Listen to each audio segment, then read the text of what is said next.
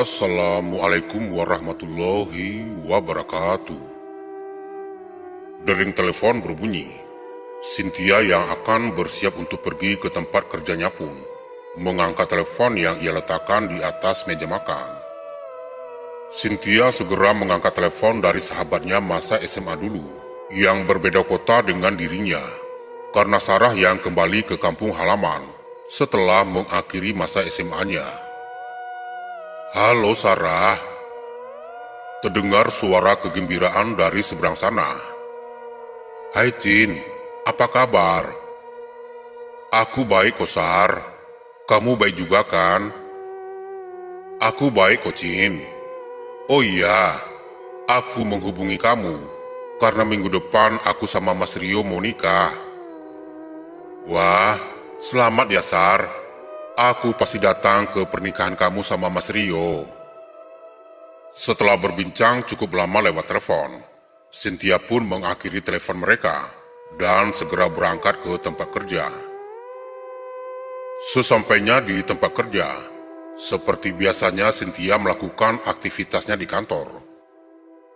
Terdengar suara seseorang yang memanggil namanya dari belakang saat Cynthia akan memasuki lift yang akan membawanya ke lantai 3. Seorang wanita menghampiri Cynthia dengan terengah-engah. Kenapa lari-lari seperti itu, Vi? Tanya Cynthia pada Vio teman kantornya. Gak apa-apa, kata Vio dengan cengengesan. Kemudian keduanya pun naik ke lantai 3. Cin, kamu ada acara gak hari Minggu? Kita jalan yuk, ajak Vio.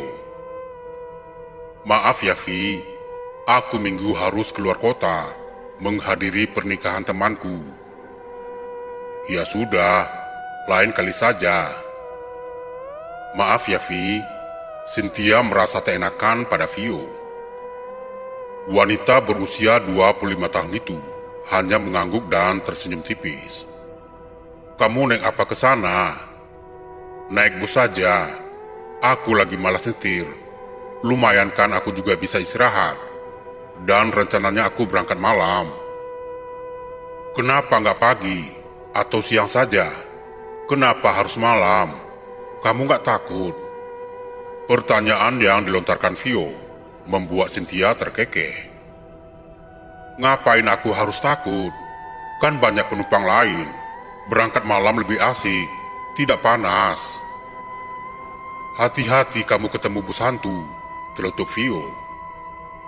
Kamu ini, Vi, sudah ayo kerja, jangan kebanyakan gosip. Hari yang ditunggu pun tiba. Cynthia sudah berkemas tas kecilnya. Tak banyak yang ia bawa, hanya beberapa baju dan hadiah untuk Sarah dan suaminya. Ia melihat jam di tangannya sudah menunjukkan pukul 7 malam, dan bus akan berangkat jam 8 malam. Dirinya segera memesan taksi online yang akan mengantarkan dirinya ke terminal. Sudah jam keberangkatan, namun sayang sekali bus yang akan membawa Cynthia keluar kota mengalami keterlambatan keberangkatan. Cukup lama Cynthia menunggu di terminal, hingga tak terasa sudah hampir pukul 10 malam, dan dirinya pun akhirnya naik ke sebuah bus yang terparkir di paling ujung.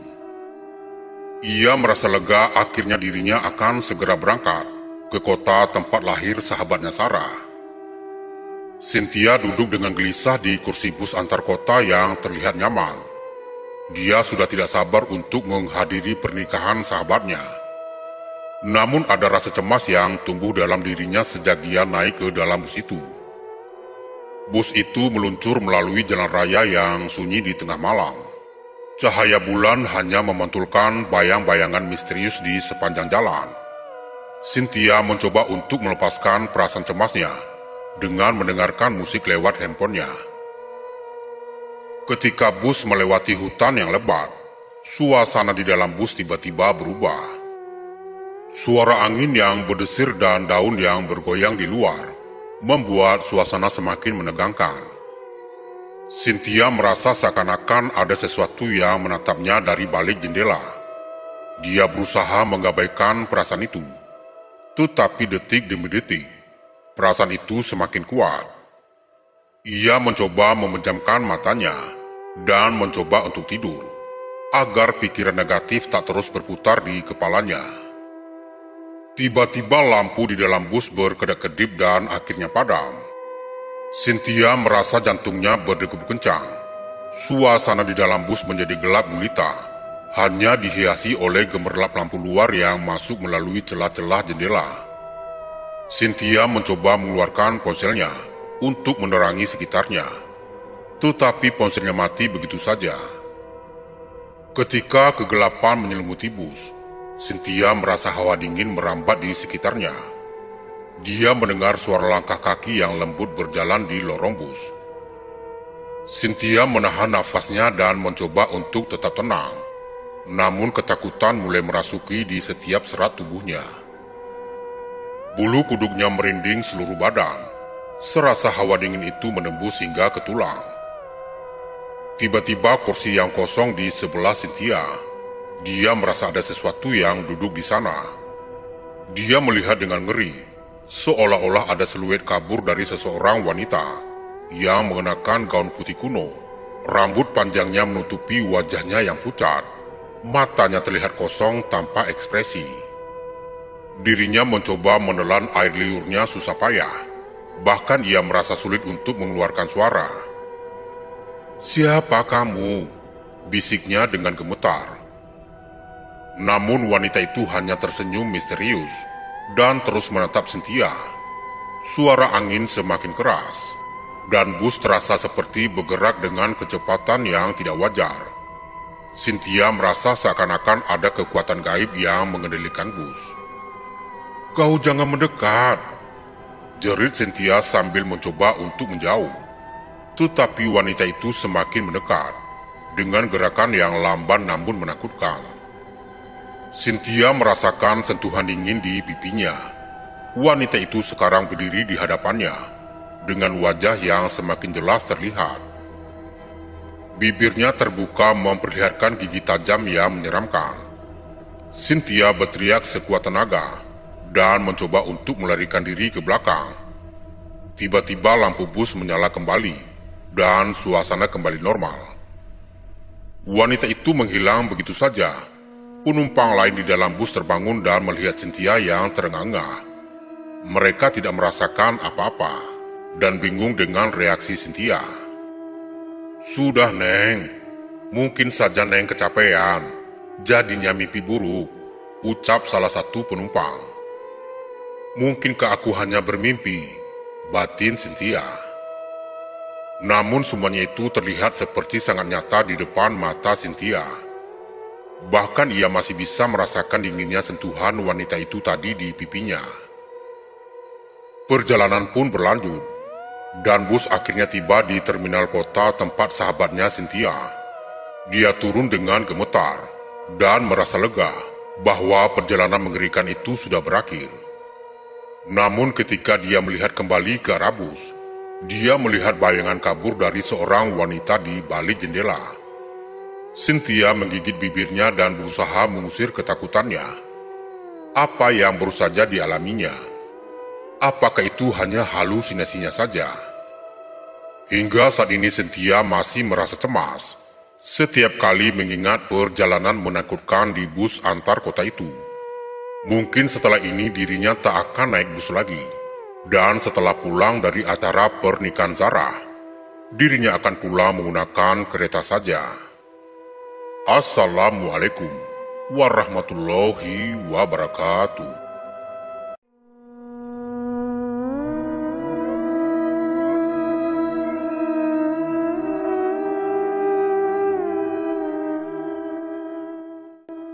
Makhluk halus pun nampaknya perlu bertransaksi antar sesamanya.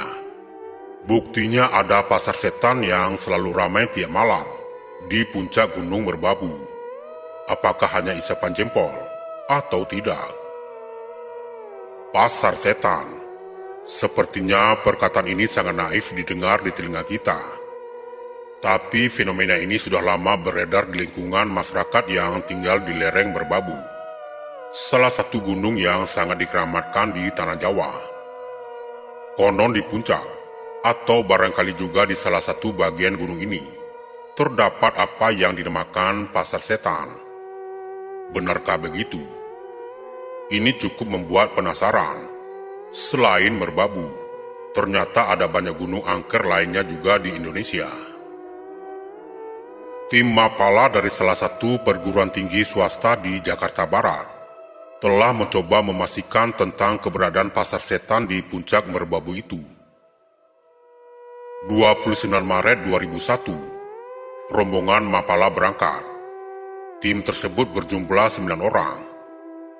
Mereka adalah Rudi, Irwan, Jimmy, Edwin, Rahmat, Thomas, Amin, Ridwan, Sutrisno. Mereka tergabung dari berbagai fakultas. 30 Maret, saat matahari terbit di langit di ufuk timur, kami telah sampai di kaki Gunung Merbabu.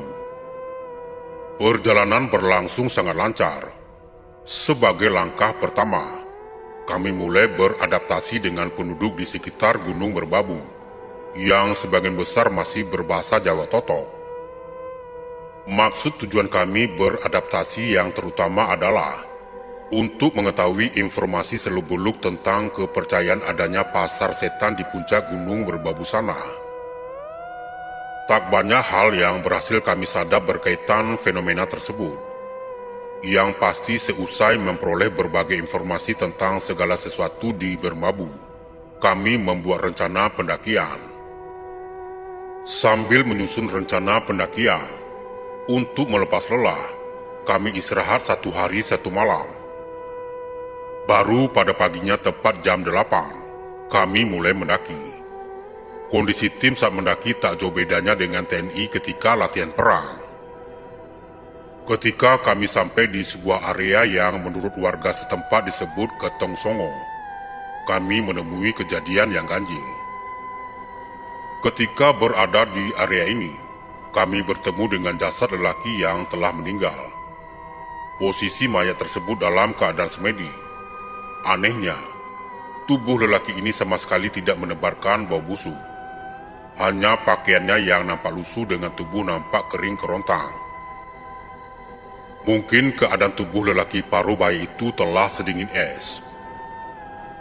Kami mencoba mengambil gambar jasad tersebut dengan jebretan kamera.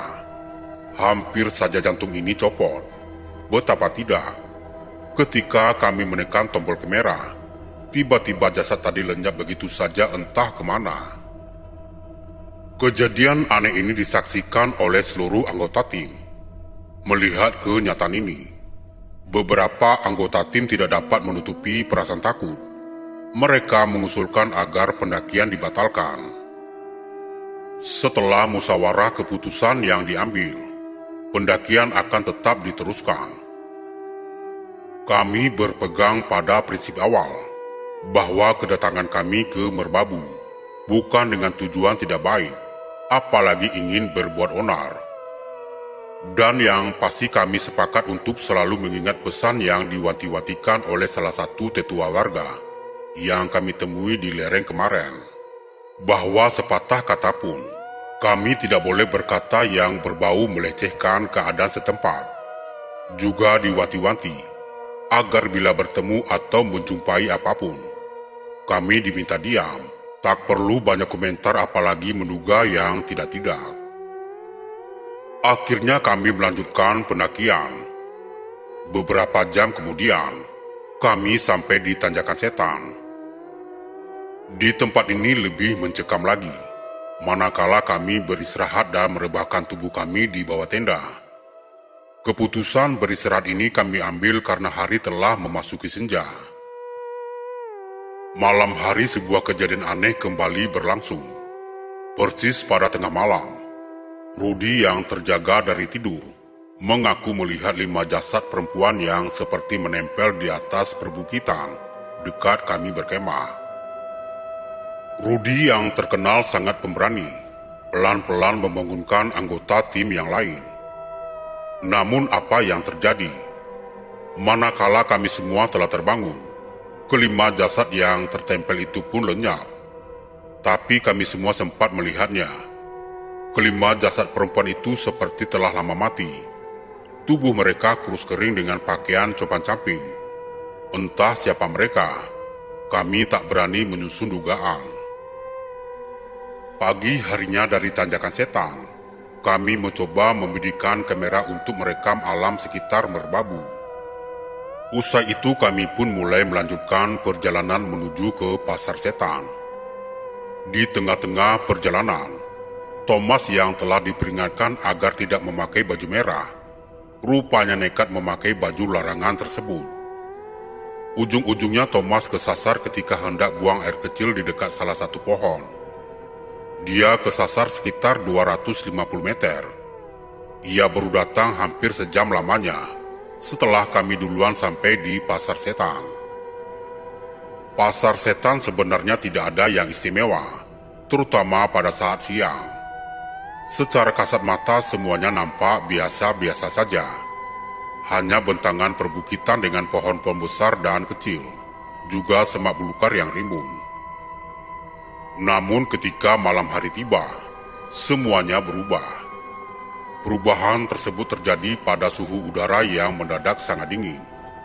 Begitupun keadaan di tenda-tenda kami yang tak jauh dari titik lokasi, sekitar 300 meter.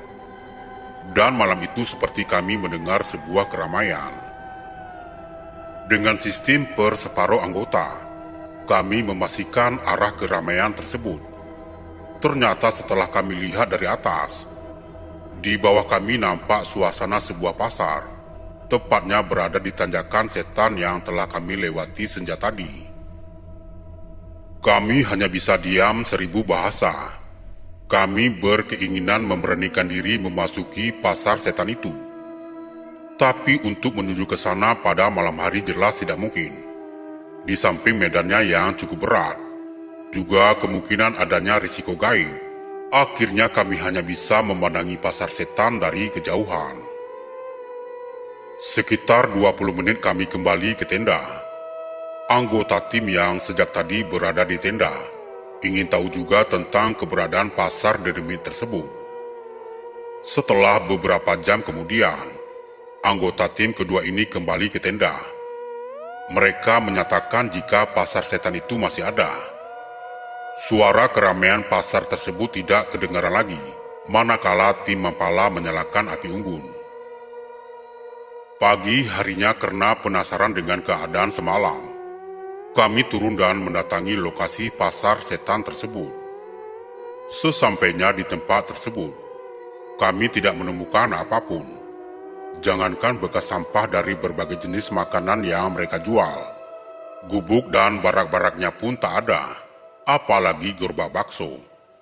Padahal semalam kami melihat pasar tersebut sangat lengkap. Menurut keterangan warga setempat, keberadaan pasar setan tersebut memang ada. Dan ini sudah tidak asing lagi bagi warga yang bermukim di lereng Merbabu. Sementara itu menyangkut 5 jasad wanita yang menempel di perbukitan dan seorang yang mati dalam posisi bersemedi tersebut. Beberapa warga setempat menyatakan bahwa sebenarnya di pasar setan tersebut sering menelan korban. Namun kejadian tersebut sengaja dirahasiakan oleh warga setempat. Karena bila mereka membocorkan rahasia tersebut, pasti akan menerima musibah, entah sakit, entah meninggal. Makanya mereka lebih menyayangi nyawa mereka daripada membocorkan rahasia. Konon kebanyakan korban menimpa pada orang yang bermaksud mencari pesugihan atau orang yang tidak izin ketika hendak memasuki pasar setan. Makanya warga selalu mengingatkan para pendatang, pendaki, atau pencari pesugihan agar sebelum memasuki lokasi Merbabu harus memberi salam terlebih dahulu. Assalamualaikum warahmatullahi wabarakatuh.